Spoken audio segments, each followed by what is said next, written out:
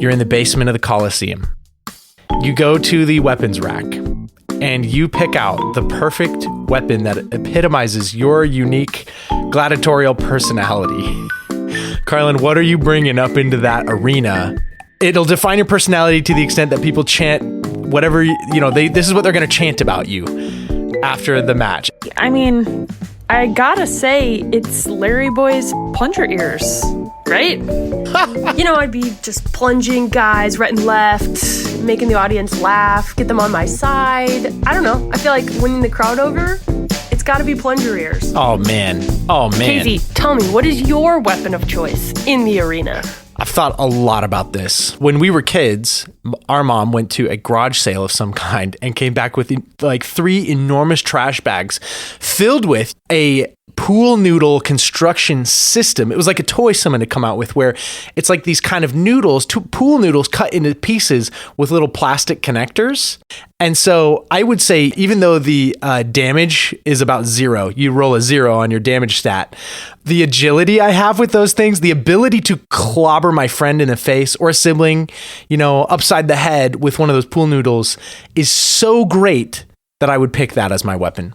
Yeah, I mean, we've basically put in hours of training already with that weapon. So you're an expert, black belt level pool noodle assassin. Yeah. Did you know that thumbs up actually meant death to the victim, whereas thumbs down meant life? I think, to be honest, in the real gladiatorial games, Casey, did you know that? I bet you didn't. Now you know a cool fact that you didn't know before. Knowledge needs to be justified true belief. And so I don't think that that's true or justified.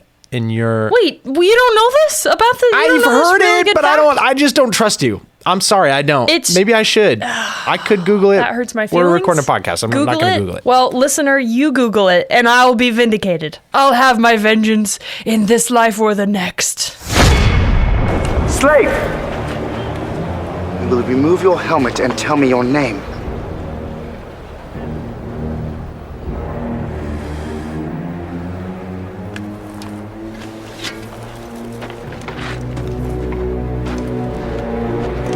My name is Maximus Decimus Meridius, commander of the armies of the North, general of the Felix Legions, loyal servant to the true emperor Marcus Aurelius, father to a murdered son, husband to a murdered wife, and I will have my vengeance in this life or the next. Carlin, today we're here to talk about Gladiator 1. Now, the reason we're talking about Gladiator 1, by way of quick disclaimer, is that before we talk about the sequel that recently dropped, Gladiator 2, featuring Denzel Washington, Pedro Pascal, etc., we thought, let's make Gladiator 1 happen. Let's give it the respect. Let's honor it. Strength and honor. Strength and honor.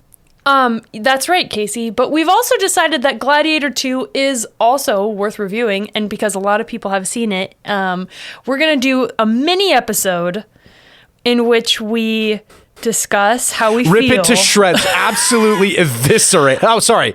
Share some pros and cons of... If you really liked it, then maybe don't listen to that episode. Just skip it, because we want you to still like us. No, there's things to like about Gladiator 2. There's things to like about it. But when we went to rewatch Gladiator 1, we were reminded that it's in a different class of movies. And so we just felt like it deserved its own whole episode unto itself. Okay, and Carlin, I'm just going to say this. My big thing was that they retconned important aspects of Gladiator 1.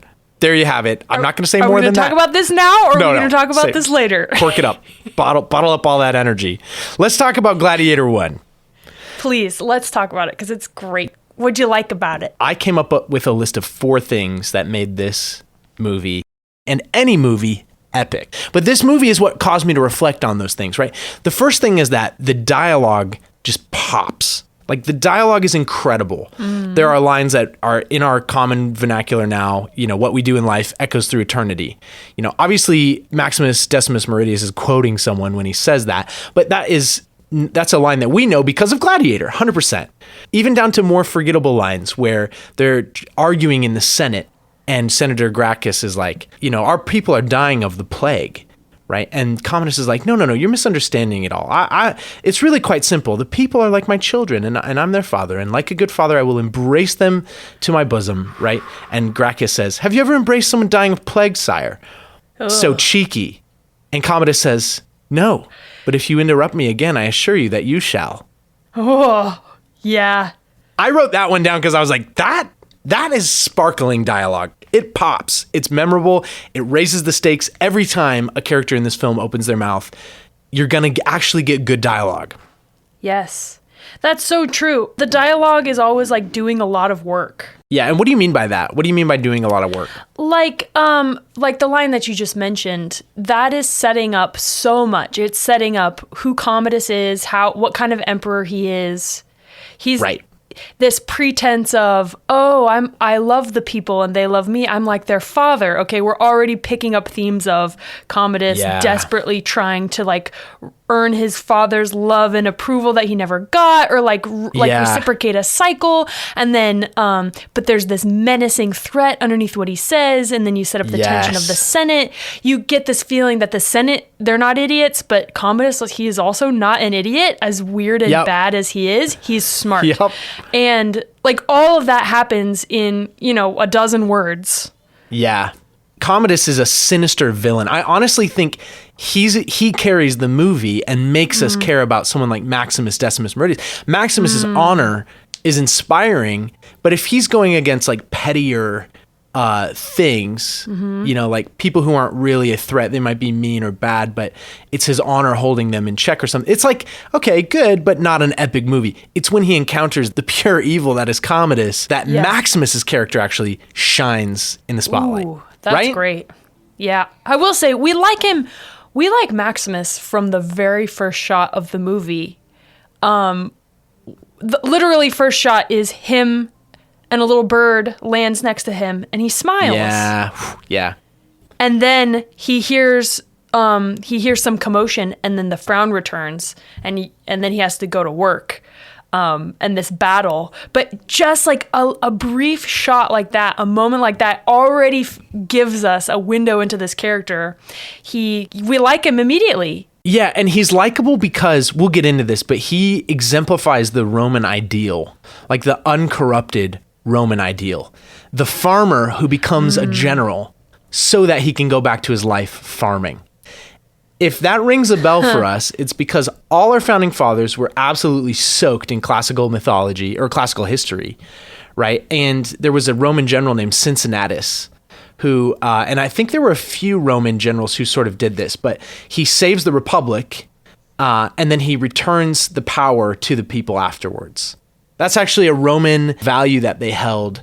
Even after they became an empire, they looked back on that history of like pure, uncomplicated virtue, like not a lust for power, the simplicity of being a farmer. And Maximus actually just lives that Roman ideal. He lives out more Roman ideals than just that. But that little bird moment kind of evokes, even if we don't know it, right, as 21st century Westerners, if you've never studied classical history, you're getting it trickled down through America's founders, because Washington did the same thing, and he did it self-consciously, knowing the precedent that Cincinnatus had set. You're referring to, one, I'm not a king, I'm a president, and you'll call me Mr. President, not your majesty.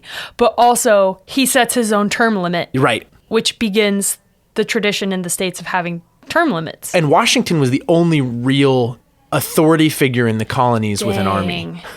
I mean, he was it. He had the Continental Army. His men would have followed him to to do anything, basically. I mean, how true that is, really, I don't know, because they had just fought a war for representative government.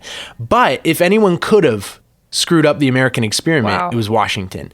And if anyone could have made sure that it had lasting stability in its early years, it was Washington. He did it. That's why we have our capital city named after him. Wow, that's a really cool parallel to Maximus that I didn't realize, because as a general, Maximus has character, but he has the loyalty, which means he has the army, which means he has the power. Whereas Commodus has the authority, but he does not have good character, and he has cunning, Like he has, he mentions his virtues are different. He has ambition, strangulation, and Incestuous feelings. those could be virtues, right? that's not part of Rome. I don't think you know what virtue means. So, Carlin, here's my list real quick. I'll just say it real quick, and this will show up in every movie we review, basically, even if we don't mention it. But I think a really amazing movie, first of all, believes in itself enough to never break the fourth wall. Unless it is, it obviously depends on genre, right? Okay, but the kind of movies, like the kind of epic movies like this, like Marvel is a good example. They slipped into they were a victim of their own success, and they made creative decisions that played to what the audience is expecting, not what the characters in the world would think or do or expect.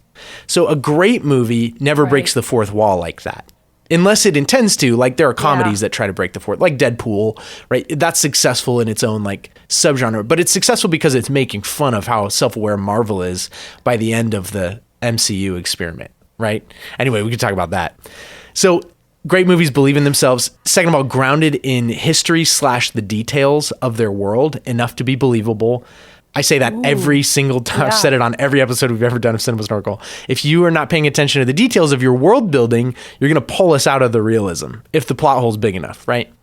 But then third is what I said, the dialogue. There's incredible dialogue, and it's born from character development.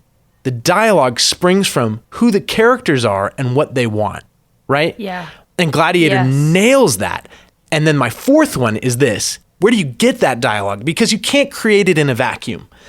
Where you get it is you create believable characters with clear motives.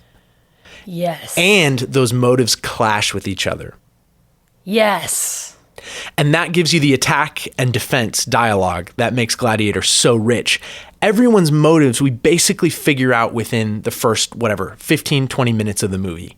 Right? Yep. And if there are plot twists, and there are plot twists, but we discover those based on a pretty clear foundation of what we already know. Yes. We don't know how the story's going to go, but we kind of know what everyone wants. Maximus wants to go home. He looks at the bird. He's sifting through the wheat in his imagination, and then he's snapped into reality where he's got to fight this gross battle.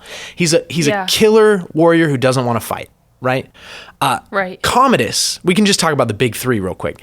Commodus desperately wants approval.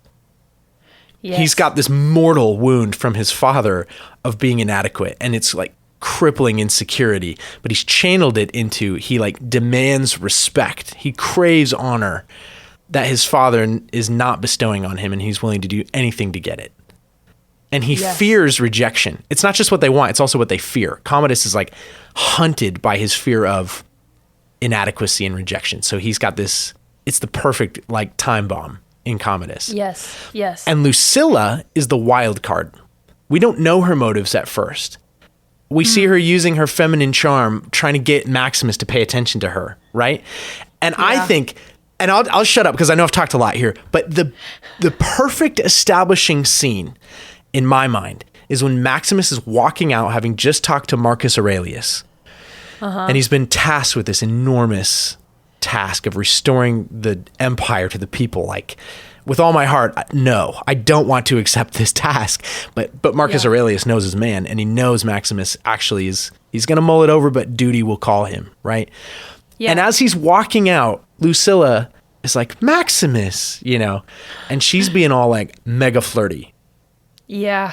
And we don't know Lucilla yet enough. We've seen her kind of peek through the curtain, check Maximus out. And right when Maximus sees her kind of lurking in the doorway, he incredible acting by Russell Crowe. Everything about him is like danger. It's like the hair on the back of his neck just stand up, right? And he's like, this is a politician. This is Commodus's sister.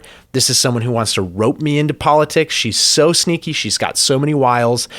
I want nothing to do with this. And every line he says is about deflection, keeping it simple, getting out of there. Until she finally says, my son is 8 years old, right? Or something. That comes up in the conversation. And that's the first warmth we get from Maximus, where he says, my son is also nearly 8. And we finally found some safe ground between these two characters with the attack and defense. And then he says, your husband was a good man. I mourned for him. right? He's trying to drive it back to safe waters. I respected your husband. The implication being, I would never do anything with you. Like, I'm not interested in you like that. I respected your husband, right? Right. My son is also nearly 8. That's platonic, completely just trying to make it natural. Like, we have that in common, right? And she says, Maximus, do you think so little of me, right? And he says, I think you have a talent for survival. And she says something like, yes, that's true. But then again, you never had to have that same talent. You're right. That scene is there's so much subtlety going on. What does it reveal about Lucilla and what does it reveal about Maximus in your mind?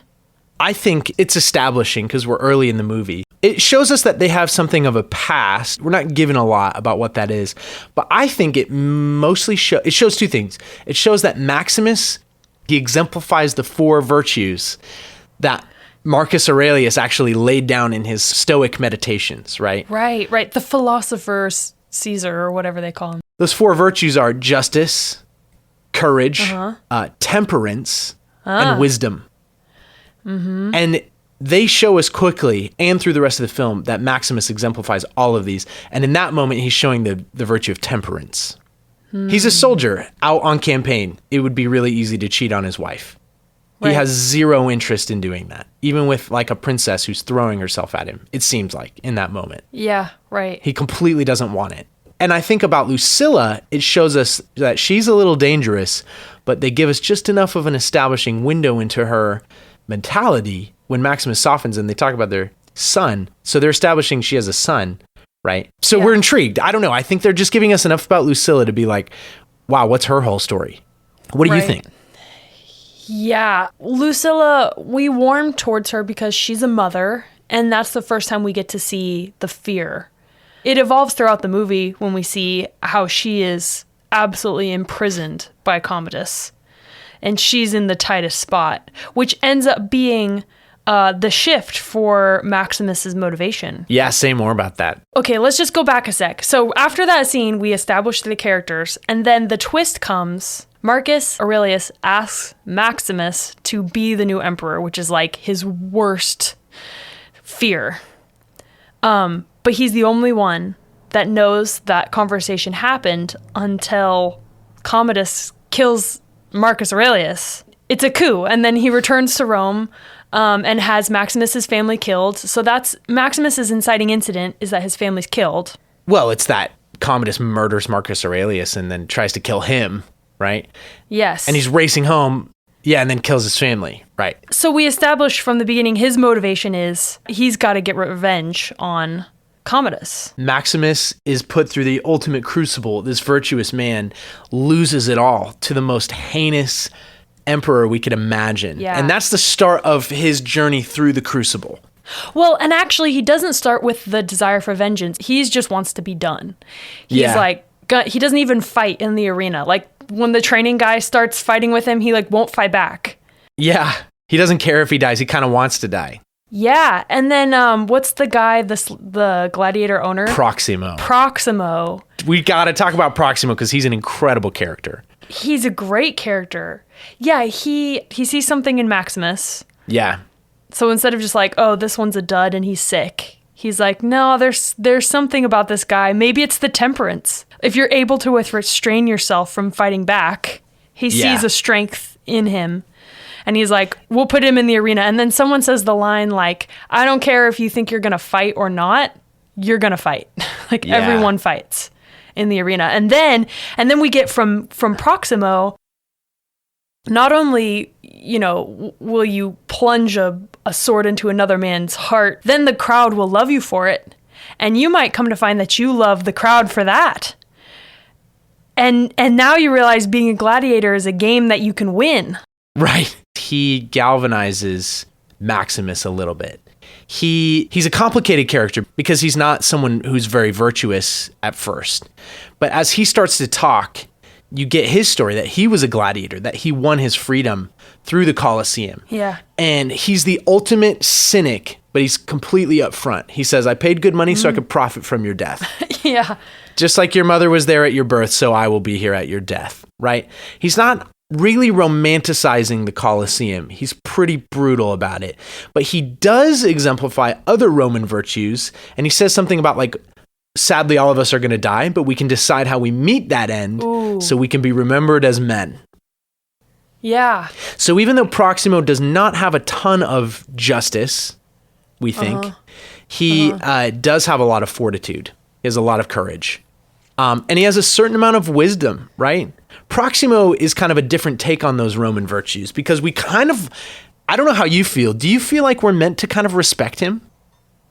Well, I definitely like him.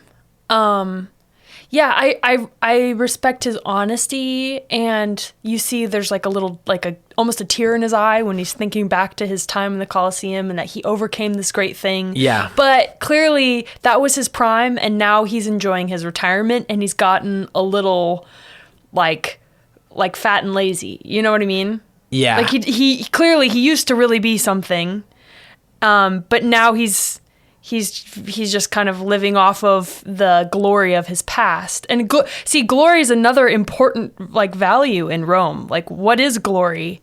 Yeah. It's really valuable. It's really something worth seeking. Yeah. Well, and here's the deal with Proximo. He's a cynic, and he's not loving his life. You know, he's like reduced to this backwater guy, and he wants the applause. He wants a Colosseum. He wants to mean something, but it's clearly not filling the hole in his soul, right? Until Maximus kind of galvanizes Proximo, because Maximus starts doing the right thing, right? So they play off each other, and actually Proximo meets a guy like Maximus who is unbroken, unbowed before the world, and he's in the worst situation imaginable, and okay, so this is so good. Proximo starts to change Maximus, right? And one key moment is when he says, you could stand before the emperor and receive your freedom. And Maximus basically says, I too want to stand before the emperor. And you can tell he means it. Proximo thinks he means so you can achieve glory and be free. But actually Maximus wants his vengeance at that point, right? That's when he realizes that, okay, there might actually be something worth living long enough to do. Yeah. Kill Commodus. Yeah. And I can get there by being a really good gladiator. Yeah. Now, I want to put a pin in that because I want to ask, is this a revenge movie, classically speaking? Does Maximus get, quote unquote, revenge as such? Okay? Put a pin in that. We got to ask that. Okay. Because I think Maximus goes on this dip where he reaches the end of everything. Maximus becomes cynical, but he starts to come back to life as he fights his way up the ladder through the Colosseum, overcoming the odds. One of those ways is the Proximo way, the bloodlust and it's not really bloodlust for either of them. It's like fame lust. Yeah. It's the crowd, and that's maybe the motivation behind the line. Are you not entertained? But there's another motivation, and it comes from his buddy, the African guy. Juba. So Juba starts asking him questions like, do you believe, do you have a family? And he's like, no, they're dead. And he's like, well, do you believe in afterlife? And he's like, yeah. He's like, great, right. Then you'll see him again. And he said, we're all dead men, but not yet. Not yet. Yes. And Juba kind of grounds him. Juba cares for him when he's got, he lets the maggots eat the dead skin and he saves him from infection. Yeah. Juba kind of brings him back to life a little bit. And there's an interplay about I think that line where he says, are you not entertained? I read that as Maximus is just so cynical about the mob that is Rome. Yeah, gross. He's the best at fighting, clearly, but he's like, this is pointless. You don't even know. You're a bloodthirsty mob. This is a soldier who's fought for something he believes in, right? Yeah. Expanding the civilization of the empire. Richard Maximus really does believe in that. He tells Marcus Aurelius, right? But this is not that. This is not the dream that was Rome. Yeah. Which, by the way, just so everyone can remember, he says the dream that was Rome. He says Rome is light. Yeah. The rest of the world is dark and barbaric. Rome is the light. So I like that because it grounds him in his Roman identity. He's not trying to play to Western democratic society. He's a believable character, Yeah. Yeah. I don't have to agree with that value per se. I know that Maximus in his culture is trying to be a good man. Yes. So Juba he revives him by By what? Reminding him that, like, there's a way to live honorably? Is it like we're all going to die, but how you meet that end matters? I think Proximo contributes that like 10%, but I think Maximus really comes into his own because he starts fighting for the guy next to him in the Colosseum. And he gets him through alive, right? All his buddies survive because of Maximus. Because he can't not be an amazing general who cares about his men. I don't think it's the glory. I think Proximo thinks it's the glory. He thinks, I got him. He wants to stand before the emperor. Yes. But actually, Maximus changes Proximo in the end because he never compromises. He starts going for revenge, but then he starts finding more and better motivations along the way, and he kind of comes back to life. He's reborn. Yes. Right? Yes. And at the end, just Proximo's character arc. Maximus says, Commodus killed the man who set you free. What about that? Right? Ooh. And then Proximo lets him out to help him in his escape plan, which is ultimately doomed. And Proximo dies, meeting his end like a good man. And actually Maximus says, Proximo, are you in danger of becoming a good man? Right? And he dies holding that wooden gladius that the true emperor gave him. Yeah. And he says, shadows and dust. And they just stab him so many times. Isn't that awesome? So that's Proximo's character arc. Yeah, a little trivia that maybe you didn't know. The character who plays Proximo actually died before they finished filming. No. So they had to rewrite his ending. And in that last scene, they use a body double and CG to recreate him. But you would never know. No way. You'd never know that. There was no better ending for Proximo than that. They nailed it. So can we jump back a second to Maximus's journey? Yes. So we're starting to like kindle some of the old Max, you know? Yeah, the good old Max. The good old Max. But then it comes to a head when he actually gets to Rome. He gets to the top of his gladiator game. Yes. And then the emperor's like, I would like to meet him. And he comes down and here's his chance, and he reaches down into the dust and grabs the spearhead, and you're like, oh boy, he's gonna go for it, and you know he's just gonna trade his life because he's surrounded by guards, like he'll get executed a second later, but you're like, is he gonna do it? And he refuses to take off his helmet, and then he's like, take off your helmet, and then you're like, oh my gosh, he's gonna reveal his identity, like it's do or die. This is the moment. One of the best lines in cinematic history when he turns around and says, I am Maximus Decimus Meridius, husband of a murdered wife, and I will have my vengeance in this life or the next. But he does not take his shot because Lucius runs out. Yeah. And by this point, he's had a chance to meet Lucius and realize who he is. Yeah. Like, what is it about Lucius's presence that stops him from just getting his revenge on this horribly wicked, very bad emperor? He cares about Lucius. That's just the fact. Like, that's why Maximus is the hero. He cares more about protecting people than he does about his revenge. Facts. He cares about revenge. All right, I'm just going to tip my hand about that revenge question. Is this a revenge movie per se, or is it about justice? What do you think? Well, based on the fact that Maximus has his chance for revenge and doesn't take it. Revenge at any cost, right? And he won't. Yes, which that makes me say no. It's a complicated question, right? I don't actually know if I would say it's not a revenge movie. It kind of is. But it's actually transformed and ennobled by a higher calling, which is to protect. He's a protector. Yeah. And he shows incredible self-control again and again and again. This is not some rage monster. Commodus says that just insanely derogatory line about his wife and son and how they met their end. He's trying to egg him on. He's trying to get him to fight him, yeah. Yeah, he's trying to get him to lash out. And Maximus turns around and is like, your time for honoring yourself will soon be at an end. And he bows. So good. Ultimate self-control. It's not a revenge movie, and I'm going to further the point, and here's why. Please. Because after that, Maximus says, I'll have my revenge in this life or the next. But what he means by that is, okay, once he's revealed his identity, he's never going to get a shot at Commodus, and he knows that. So he's promising Commodus, like, in the afterlife, I'm going to kill you. Whatever that means.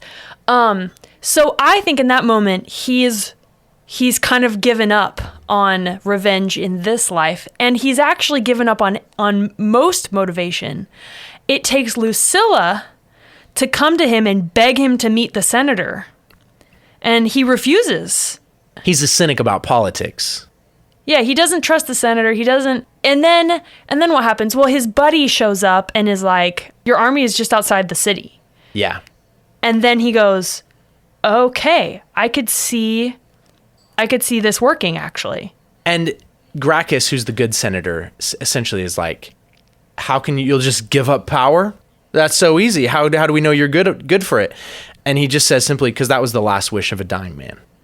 Oh, yeah. And so that's Maximus's motivation. He's actually loyal to Marcus Aurelius, and his motives slipped when he's in the depths of the depths, but as he's kind of come back alive, he's in it now to protect Lucius, to protect Lucilla, to take out this tumor that's at the heart of Rome that's bleeding it dry, and to fulfill the last wish of a dying man. He's the same Maximus with integrity. He's passed through the crucible, and he's doing it all for the right reasons now.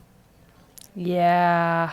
Dang. The Colosseum might have tempered him, but it didn't change him fundamentally. He didn't become this unhinged rage monster who only wanted the applause of the crowd. That's what it does to most people who get thrown into it. But Maximus has stayed true to his convictions, right? He's the hero we're rooting for because he's maintained his convictions. And that includes transcending just revenge, although he has the perfect motivation, and I would argue a justified, probably, motivation for, if ever there was one, revenge, right? Right. Oh man, revenge is like so tasty. Like we want him to get his revenge. But this movie believes, dare I say, Ridley Scott or whoever made this movie. Whoever, yeah. Knows fundamentally that revenge is not honorable. No matter how much you might want it to happen. It's not the revenge for revenge's sake. Yeah. It's not the John Wick kind of revenge. Right. There's a split here. So another big theme in this film is, what is Rome? Right? And Gracchus says, Commodus, they're talking about Commodus. And it's like, Commodus actually, he knows something that most people don't. He knows what Rome is, right? Rome is not the marble of the Senate and these ideals. Rome is the mob. The beating heart. The sand of the Colosseum. Is the sand of the Colosseum, right? And so there's a tension there between, what Rome has devolved into versus what it could be. And I think this movie lasts the way it does because Maximus is not in it for showbiz revenge. Although, it's a violent movie at the end. And the film shows us that. But I actually think it's not really about the revenge at the end of the day. Because at the end of the day, one of the final shots is them leaving Commodus's body just like laying there in the middle of the Colosseum. And they're carrying Maximus off. So it's way more about honoring a good man than despising a bad one. Even though we do plenty of both, right? Not like in old Furiosa where we see him planted a peach tree in his pelvis and that's like this gruesome end. And we're just reveling in it.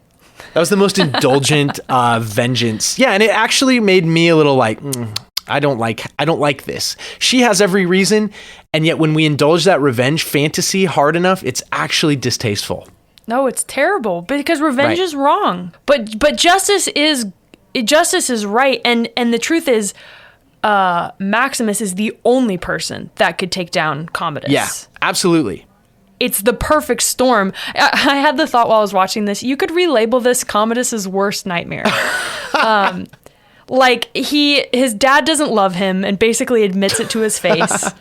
He becomes the emperor, but everybody hates him. The Senate hates him. The woman he loves, which is weirdly his sister, hates him. And then the one person that he hates the most, turns out he's not actually dead. And then he comes back at the least expected moment. Yeah. And then he's trying. He scramble, and he ends up dying. And nobody mourns him. At all. It's really a bummer movie for Commodus. And here's one of the major takeaway points from this film. Commodus stokes the fires of the mob. He stokes the Colosseum because that's how he's trying to gain the love of the people and everyone that he doesn't have.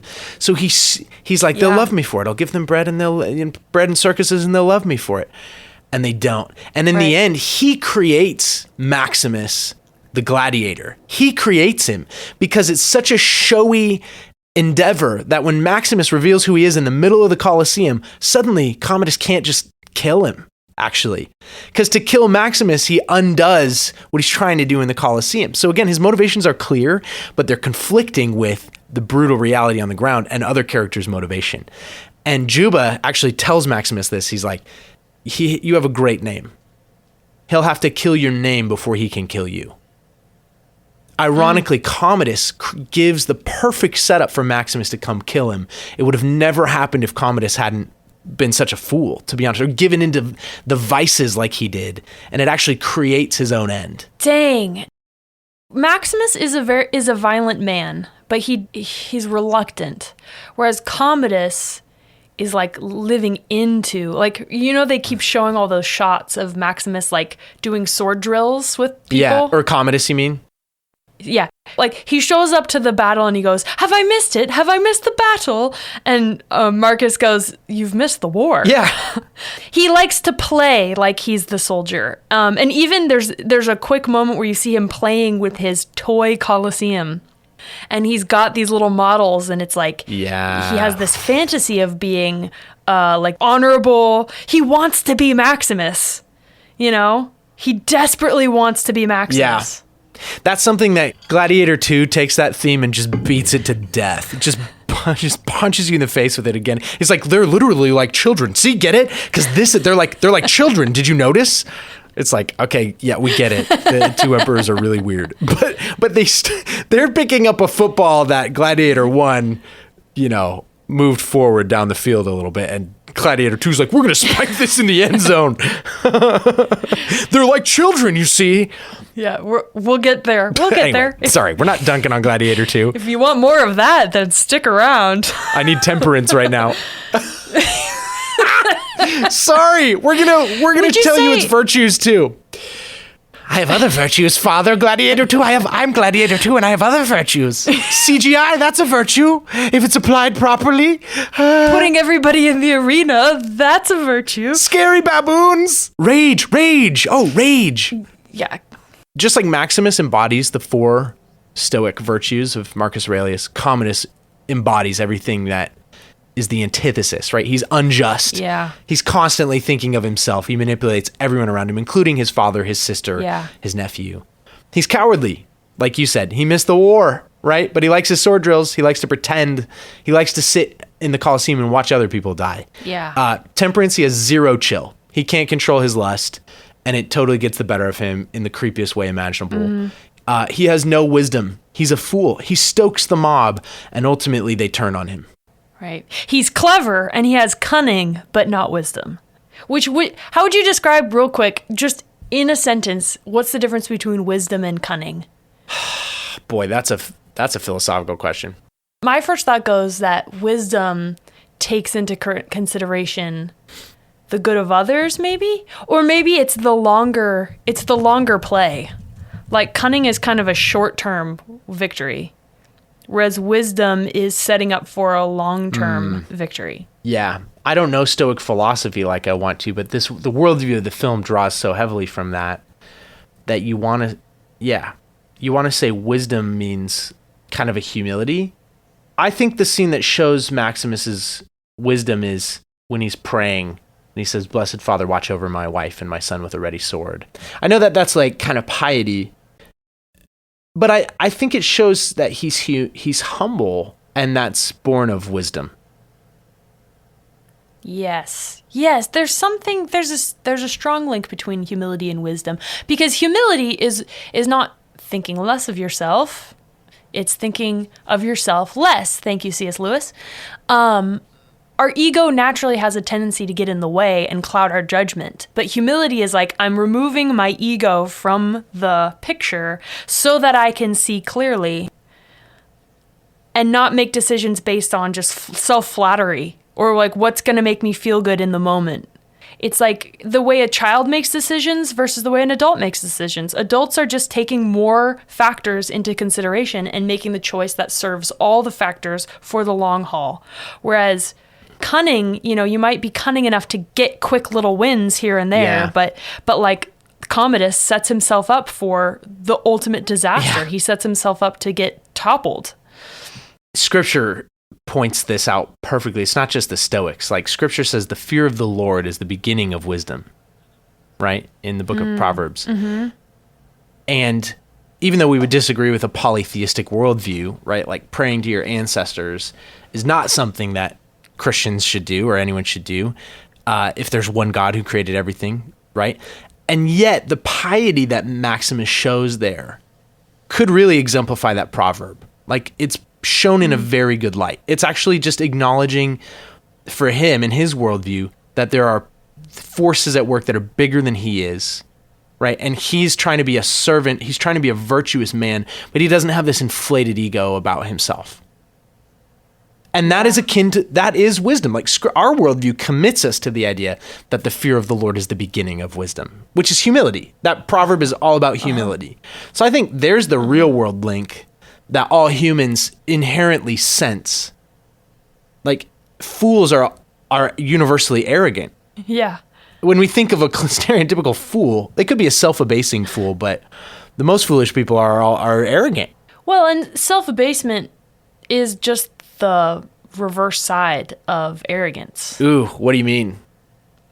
Like, do you remember when you were little and you would say things like, oh, I'm a worm. I suck.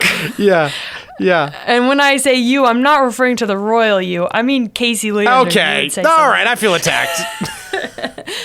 But it sounds humble, but really it's saying I ought to be this wonderful, amazing. Yeah. I hold myself to a higher standard, and I've fallen so far from the standard that I hold myself to. Look at me. Look how far I've fallen. Yes, and it really is just arrogance, but with a weird veneer of humility. If I'm hard enough on myself, I could probably get you to cut me some slack. Like, get off my case. Yeah. There's a piece where I'm begging you to like have pity on me, and then or build me up. And that strokes my ego. Build me up a little bit. Mm-hmm. Yeah. And insecurity and arrogance also go hand in hand. Yeah, totally. If you're insecure, you need to force yourself to look amazing for everyone. You can't let a chink in the armor show. Timothy Keller compares it to being a balloon. Like when you're puffed up with pride, it's like you're a balloon filled with air and you're like stretching to take up as much space as possible and to be important. But just as easily, that same balloon can get deflated and then it's actually got nothing in it. And it's just like, me, I'm just a wet sack of potatoes. Like, that's convicting. Yeah.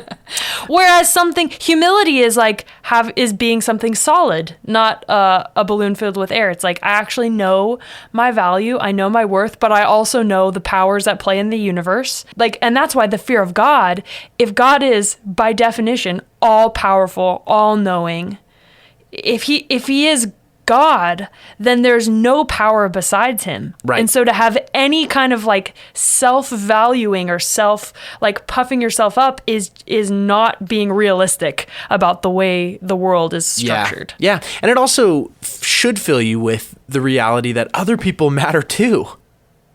Every bit as much as you do, right? Yeah. And Maximus totally exemplifies that. He takes other people seriously. Mm-hmm. Right? Like, even to call them to a higher standard, but also to like honor them, honor their wishes, respect their friendship. Like that's why he's a leader of men. And he is he's an epic hero. That humility leads him to value others, actually. Yeah.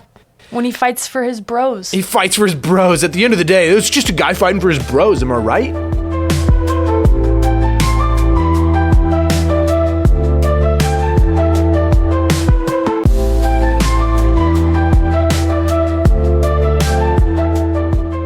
Carlin, should we just say a quick word on our Christian worldview? I know we've hinted at a lot of this, but just to like bring it home, just to sum it up. Yeah, as the themes, like how would you say a Christian worldview pertains to the themes of justice, temperance? What are the other ones? Courage and wisdom. Fortitude. Courage is fortitude, whatever. Come on. I mean, those are God-given values and virtues.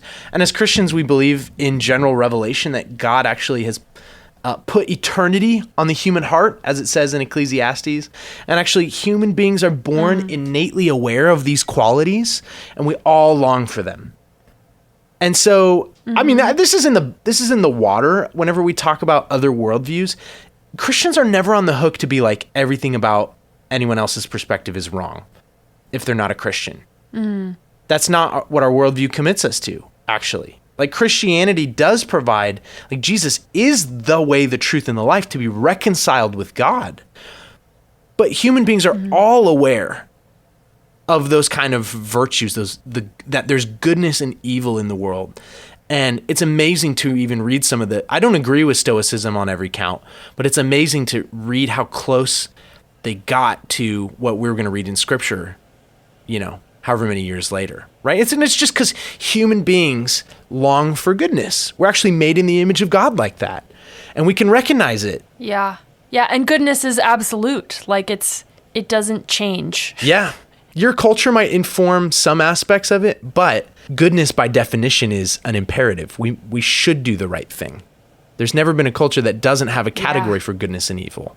Even if we disagree on the circumstances, like C.S. Lewis classic, we got to bring him up. He says, like, cultures might differ on like who you're allowed to marry, but no culture has said you can you can marry any woman you want, or you can have any woman you want, right? Every culture has limits and boundaries because we're striving for an ideal. And before Cicero, before the Stoics, before Marcus Aurelius, there was Plato and Aristotle, who got pretty close with some of these virtues. They talked a lot. The old school philosophers talked a lot about vice and virtue. And I think one of the critical takeaways of Gladiator is that living according to those virtues is the right move, even if it feels hopeless. That's the kind of person we should want to be. Because Maximus, by holding fast, by maintaining his integrity, he doesn't just end up saving the day by killing Commodus and ostensibly restoring the Republic. He wins over Lucilla, right? She sees his courage and she follows suit. He wins over Gracchus, he wants to do the right thing, but he doesn't have the same boldness and courage. Gracchus is kind of empowered, like, we have a shot at this now, right? He wins over Proximo, the cynical dude, who's just given up and is like living according to the Colosseum. He wins them all over because he has integrity. Yeah. So I think a theme of the movie is literally just that simple. It's just good versus evil, like those virtues versus their opposites. Who's going to win when the deck seems stacked on the side of vice? I will also say that one of the things that makes that system work is the idea of there being a life after death. Yeah. And that the way you die matters, not just because the people who will remember you, but because you're actually going to survive death. Yeah. And it's interesting to me that a movie that is written from a secular worldview, which kind of just assumes, I think most people just assume that what's true is atheism, but then you can add some religion spice in whatever flavor you like. It's pumpkin religious spice. Like, which religious spice do you choose? But this movie takes Maximus's belief in the afterlife very seriously.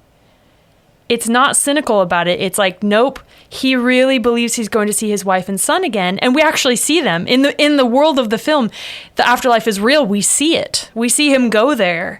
And it's very moving. And I think that hope in the famous line, how we live echoes in eternity. Yeah.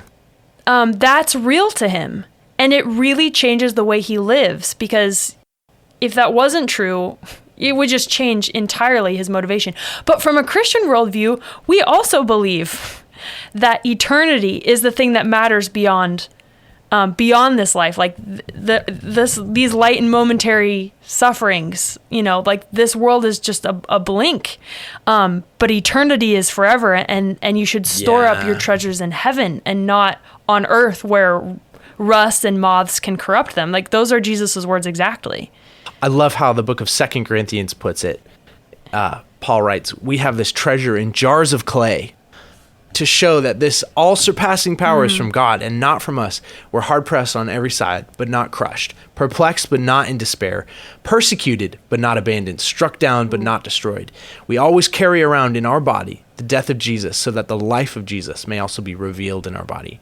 For we who are alive are always being given over to death for Jesus' sake, so that his life may also be revealed in our mortal body. And it's striking that at the time Paul wrote that, Christians were starting to be hauled away to die in the Colosseum, this very Colosseum. Right? Wow. Well, this very Colosseum Yeah. might have come a little later, but Christians were starting to get killed by the sword and persecuted. Yeah. And I love how you picked up on that, because it actually is that conversation with Juba, his friend, where he goes, okay, I'm going to see my wife and kid again. And it kind of diverts him from this nihilism that he's tempted towards. It really is that. It Yeah. really is that. To anyone who's lost anyone, let alone a family member, let alone your entire family. Let alone through injustice. You know, we know people like Yeah. that. We know people who've lost their Yeah. families. And and then to put, betrayal and murder and senseless violence, like that is a fate worse than death. And you know, the Stoics were kind of like, this is why it's so appealing to so many people. It's kind of operating on some pragmatic principles, like basically Proximo says it, like we're all going to die. You choose how you meet that end. The Stoics, though, Right. contrast to the Jewish people who are writing their Psalms and their Proverbs, roughly in the same epoch of history. The Stoics sort of then locate everything that can happen, for good or bad, it's now on you. Like, they were kind of like, it doesn't matter if you're crushed like a grape. Like, what are you going to do about it? They skip right to that. They're like, it's a little bit like suck it up. And on one level, I don't want to deny the kernel of truth that's in that, because we are the only ones who can control our attitude, our decisions. Right. Radical responsibility. Plenty more people need to realize that today, right? Myself so included. Half of the time when I'm mad at someone else, it's because I did something stupid and now I'm reaping the consequences of my own actions. I kind of need to take responsibility, and the Stoics really would help with that.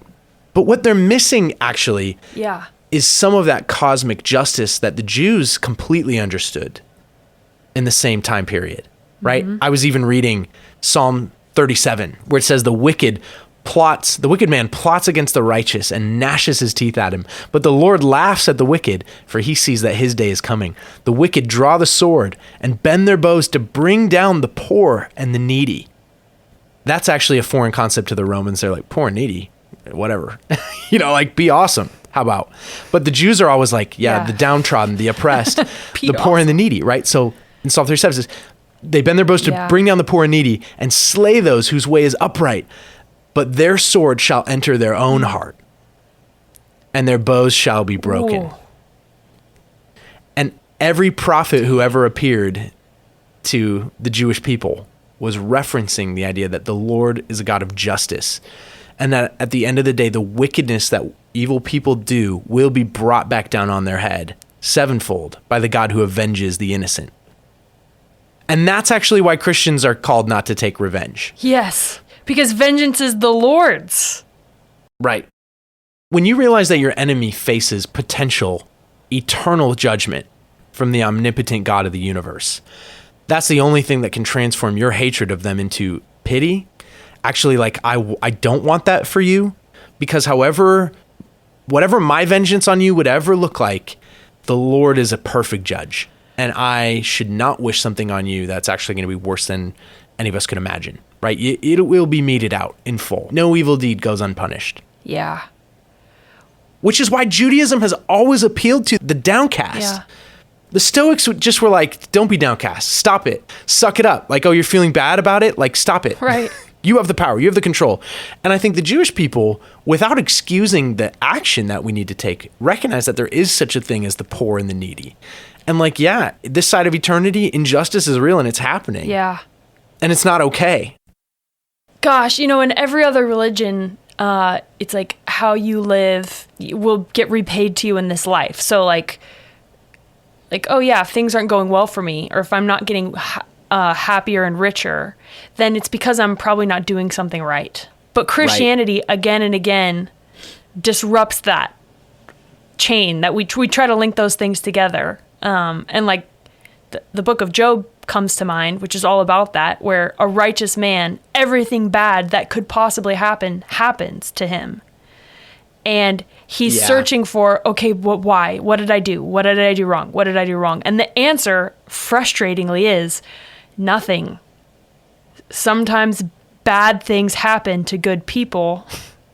And your behavior it's not a one-to-one relationship, how you behave and what happens to you. But what we're comforted in is that justice comes in the afterlife. Like God will restore what was broken, and he'll heal what was wounded. And this is why, like, later, like, medieval Christian writers like Dante put some of these classical thinkers, like, in a pretty, like, benign layer of hell. Like, because I think, like, Dante realized, like, wow, they got really close to Christian philosophy. And some people were like, Plato probably had to have some kind of divine revelation from Yahweh, from the Lord. Like, he got so close. Yeah. I don't know, whatever you think about that. He didn't have Jesus. But I think we can say that the moral compass of Gladiator is pretty dead on. Yeah. But what Christianity contributes is a rounded out picture that the Lord is responsible for his part, and we're responsible to do right, to do justice, to not take revenge for revenge's sake, but to hold on, to be faithful. Yeah. Right. And Maximus does that. He does good. There's one other question I want to I don't have an answer for this, but throw it out there. Let's go. Talk about Marcus Aurelius. Is he a good guy or a bad guy? Like, what's his whole deal? Because he catalyzes. You think he'd be a bad guy? Well, I mean, there's a sense in which, he's good. He's good to Maximus, but he's a terrible father to Commodus. Yeah. It's like he's been a bad father and he realizes it too late. Yeah. Once he's already produced this son through negligence or what, who knows what. Yeah. But like, even at the last moment when Commodus is like got tears in his eyes and he's like, you've never loved me. And he has a chance to say, oh, Commodus, come here. Like, I do love you. I love you enough to parent you and like tell you what's right and wrong and to discipline you sometimes. But it's like he doesn't even do that. He just says, I failed you. Your weakness as a son is my failure as a father. Which is like, I'm admitting that, I haven't been a great dad, but I'm also just like rubbing it in your face. Like, you do suck. You do suck. You suck. Well, that's not great, right? Could we be receiving... This is why this film is so good, because they did their homework. Here's my theory on that, Carlin. We're getting the dark side of Stoicism that we were just talking about. Oh. Like, Marcus Aurelius is clear-eyed about what is virtuous and what is vice, but he can't actually love his son despite his faults, which might be the thing that would heal Commodus's mortal insecurity. Like, rewind the clock to 13-year-old Commodus. What does he need from his dad? He does not need a stoic. No. He needs a father who loves him despite his faults. And actually, it's not like lashing people for their shortcomings that actually leads to moral change in the universe. It's actually loving people despite their flaws while we hold them to a higher standard. Unconditional love. Yeah. That's why the book of James says everyone should be quick to listen, slow to speak, and slow to become angry, because human anger does not produce the righteousness that God desires. Ooh. We can be so mad at our sin. We can hate ourselves for it, as Commodus clearly does. Yeah. And as Marcus Aurelius clearly does, and yet fail to transform in the way that we're meant to. It's actually when we realize that God has been merciful to us, sinners, that none of us are really Maximus in this world, right? Yeah. We're not really Maximus. Even Maximus has, whatever. Like, we can't be like, unless I'm Maximus, I'm not doing enough. That's right. Commodus think. That's a Commodus mentality. But the love of a gentle father could have been enough to pick Commodus up, or it might have given him a fighting chance. Now, Scripture, like the masterwork it is on human nature, holds those two things in tension. We make our decisions, and even the most pampered, loved child can turn and spit on the parents who don't love them. And we do that to God all the time. He put breath in our lungs, we spit in his face. Yeah. And yet, the crazy part is that he still loves us. And as often as we go back to him and ask for forgiveness, he's there ready to grant it. And if I could just extend this one step further, in Roman mythology and Greek mythology, they're the same, basically.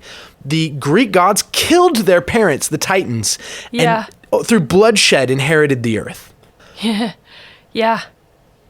In Jewish mythology, the loving creator God Yahweh fashions the world and he breathes the breath of life into humanity, right? He spoke existence into the rest of the world, but he makes human beings by hand. Yeah. Not to fill some service or like so they can sacrifice bulls in his name. No, because he loves us. Yeah. Unilaterally. And so, dang. Actually, that's an amazing question because I think that actually unlocks the tension between Stoicism and Christianity we're looking at. Stoicism, if you really take it seriously, leads you to Pharisaical legalism. Like, why aren't you acting virtuously? Don't you know that that's all your choice? And on one level, completely correct. On the other level, where's the grace? Where's the mercy? Where's the humanity towards those who stumble? Yeah. I don't know. Worth food for thought. Dang. But Marcus Aurelius is ultimately, I find him a lovable character because he, at the end, he's a tragic figure. That's how I would read him. Yes. Like when Maximus is like, Caesar, what are you talking about? He says, please don't call me that. Let's just talk like men for 1 second. Right. Tell me about your home. Tell me about your farm and your family. And he hates actually the world that he's created. And even Maximus is like, Rome is the light. You have to know that. Caesar, I won't believe that all my men died for nothing, right? Marcus Aurelius is questioning it all. Yeah. Even while Maximus remains true blue. Yeah. Which is why he trusts him. Right. And then lays that responsibility on him that he doesn't want. Is he right to do that? Because he's failed with Commodus. He can't trust Commodus. I don't know. I don't know what to make of that other than his motivations are really understandable. Yeah. I blew it. Here's my one shot. It's definitely too much to put on Maximus. Yeah. He's kind of using him, isn't he? Yeah. But it works, ultimately. Yeah, I guess it works. Against all odds. Oh, except for in Gladiator 2, where it clearly doesn't work. Yeah, it didn't work. We're gonna put a pin in this conversation. Thanks for joining us. If you'd like to listen to the next track, we're gonna talk about Gladiator 2. All right, boom.